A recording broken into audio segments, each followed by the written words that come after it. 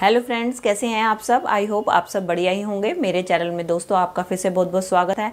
आज मैं आपके लिए फिर कुछ यूज़फुल टिप्स एंड ट्रिक्स लेकर आ गई हूं जो कि आपके समय की तो बचत करती हैं, साथ में आपका ढेर सारा पैसा भी बचाती हैं और आपके काम को भी आसान बनाती है। चलिए फ्रेंड्स, मेरी पहली टिप होने वाली है इस तरीके के लहसुन को लेके। दोस्तों, जब भी हम लहसुन को ग्राइंड करते हैं अपने मोटर में, तो आपने देखा होगा लहसुन जब हम ग्राइंड करते हैं तो ये इस तरीके से उछल के बाहर को गिरता है, जिसके कारण हमें काफी दिक्कत आती है।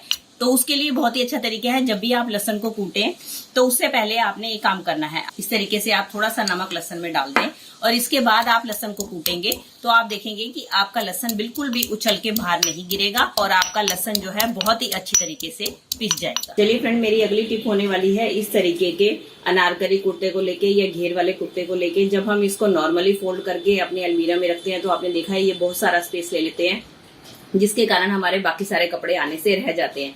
तो इनको फोल्ड करने का आज मैं बहुत ही आसान तरीका बताने वाली हूँ, जिससे कि ये बहुत ही आसानी से फोल्ड भी हो जाएगा और साथ में ये आपकी अलमीरा में बहुत कम जगह लेगा और जिसके कारण आपका काफी सारा स्पेस भी बचेगा। उसके लिए आपने क्या करना है, पहले आपने पूरे अनारकली कुर्ते को इस तरीके से फैला देना है। इसको हमने पहले जो इसका फालतू वाला हिस्सा है, पार्ट है, उसको हमने अंदर की तरफ को यहाँ से फोल्ड करना है और ये ऊपर की साइड से भी हमने थोड़ा सा फोल्ड करना है। अगर आपकी आस्तीन है तो आस्तीन को आप अंदर कर लीजिए।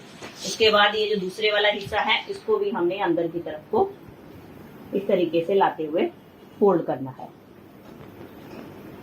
अब हम क्या करेंगे, अब हमें एक और फोल्ड बनाना है। इसको इस तरीके से हम आधा फोल्ड और बनाएंगे और इधर की साइड से भी आधा फोल्ड और बनाएंगे और ऊपर की साइड से भी इसको इस तरीके से फोल्ड कर देंगे। अब हमें क्या करना है, ये जो नीचे वाला हिस्सा है इसको हमें तिरछा इधर की साइड लेकर आना और ये जो ऊपर वाला हिस्सा है इसको हमें इस तरीके से फोल्ड करना है। एक इस तरीके से फोल्ड करेंगे और एक फोल्ड हम फिर से इस तरीके से फोल्ड करेंगे। और अब हमें क्या करना है, ये जो बचे वाला हिस्सा है इसको वापस लाते हुए इसके ओवरलैप करेंगे और ये जो हिस्सा बचा हुआ है इसके अंदर हम ये वाला हिस्सा डाल देंगे।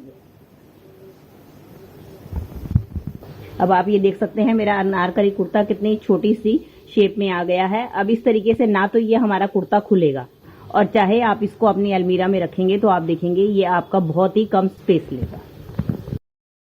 चलिए फ्रेंड, बढ़ते हैं अगली टिप की तरफ। मेरी अगली टिप होने वाली है कॉम्ब को लेके। दोस्तों, कई बार हम मार्केट से नई कॉम्ब लेकर आते हैं तो हम देखते हैं कि उसके ब्रिसल्स जो होते हैं काफ़ी शार्प होते हैं। जब इस कॉम्ब से हम अपने सर पे कॉम्बिंग करते हैं तो हमें काफ़ी पेन होता है।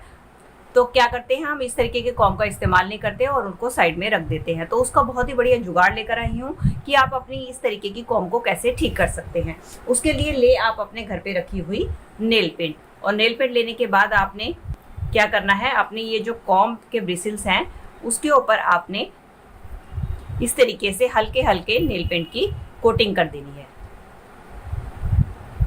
ये देखिए, मैंने इसके ऊपर नेल पेंट की कोटिंग कर दी है। ऐसा करने से क्या होगा कि आपके जो नेल पेंट की जो ब्रिसल्स की जो शार्पनेस है वो इस नेल पेंट के कारण कम हो जाएगी और जब आप इसके साथ अपने सिर में कॉम्बिंग करेंगे तो आपको बिल्कुल भी ये पेन नहीं करेंगे। चलिए फ्रेंड, बढ़ते हैं अगली टिप की तरफ। मेरी अगली टिप होने वाली है कुकर को लेके। दोस्तों, कुकर को तो हम सब क्लीन करते ही हैं और इसके साथ ही साथ हम इसके ढक्कन को भी क्लीन करते हैं। लेकिन अक्सर क्या होता है कि हम ढक्कन तो क्लीन कर लेते हैं, लेकिन इसकी जो ये सीटी वाला पोर्शन होता है इसको हम डेली क्लीन नहीं कर पाते, जिसके कारण क्या होता है कि बहुत सारा कचरा जो है इसके अंदर फंस जाता है। कचरा फंसने के कारण हमारी सीटी नहीं बोलती है और हमारा कुकर भी फट जाता है। तो आपने क्या करना है कि वीक में आपने एक बार इसकी डीप क्लीनिंग जरूर करनी है। उसके लिए आपने लेना है इस तरीके से कोई भी सुई धागा लेने के बाद आपने क्या करना है, ये जो इसके पीछे वाला पोर्शन है इसके अंदर आपने सुई को डाल देना है।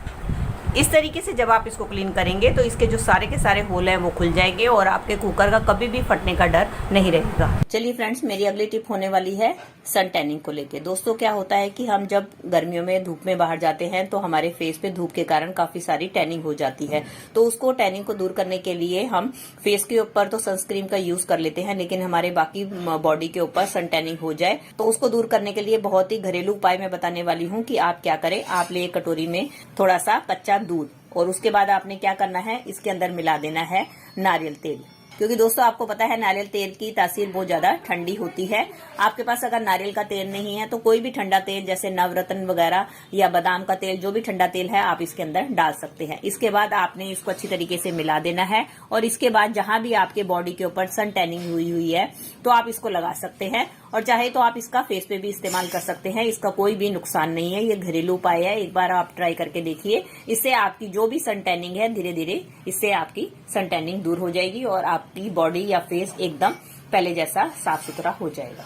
चलिए फ्रेंड्स, मेरी अगली टिप होने वाली है इस तरीके के बाथरूम के मग या बाल्टी को लेके, जिसको कि अक्सर हम क्लीन करते हैं और क्लीन करने के लिए हम ज्यादातर हार्पिक का इस्तेमाल करते हैं। तो हम क्या करते हैं, डायरेक्ट ही हार्पिक का इस्तेमाल करते हैं, जबकि हमें डायरेक्ट हार्पिक का इस्तेमाल नहीं करना चाहिए। हार्पिक को हमें किसी चीज के साथ मिलाकर ही इस्तेमाल करना चाहिए। मग बाल्टी क्या हो गए, या इस तरीके से हमारे वॉश बेसिन के ऊपर के शीशे भी कई बार हो जाते हैं, जिनके ऊपर पानी के दाग पड़ते रहते हैं, जिसके कारण वो हमारे शीशे बहुत ज्यादा गंदे हो जाते हैं। तो उसको क्लीन करने के लिए भी आप हार्पिक का इस्तेमाल कर सकते हैं। उसके लिए आपने क्या करना है, इसके लिए या तो आप नोटबुक का कोई भी पेपर ले सकते हैं या आप इस तरीके से न्यूज़पेपर ले लें और इसके आपने छोटे छोटे टुकड़े कर लेने हैं। और उसके बाद हम क्या करेंगे, अब हम लेंगे हार्पिक और हार्पिक को अब हम इसके ऊपर डाल देंगे।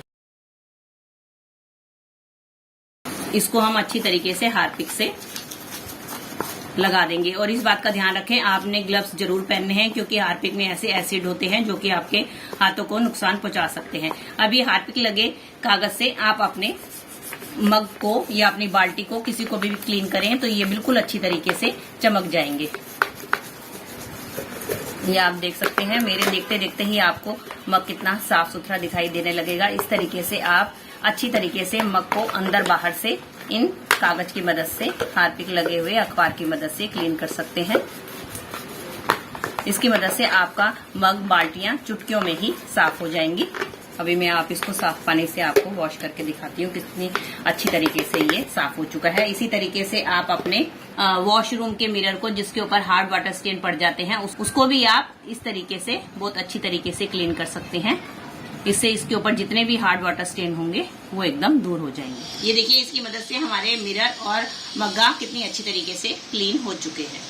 तो दोस्तों ये थी मेरी आज की वीडियो। आई होप आपके लिए यूजफुल रही होगी। अगर इनमें से कोई भी टिप आपको हेल्पफुल लगी है तो दोस्तों इसको लाइक कीजिएगा और ज़्यादा से ज़्यादा अपने फैमिली और मेंबर्स में शेयर कीजिएगा। और आप मेरे से जुड़े रहना चाहते हैं और इसी तरीके की यूजफुल वीडियोस और भी देखना चाहते हैं तो बेल आइकन के साथ मेरे चैनल को भी सब्सक्राइब कर दीजिएगा। चलिए दोस्तों, मिलती हूँ नेक्स्ट वीडियो में। तब तक के लिए bye bye. Thanks for watching.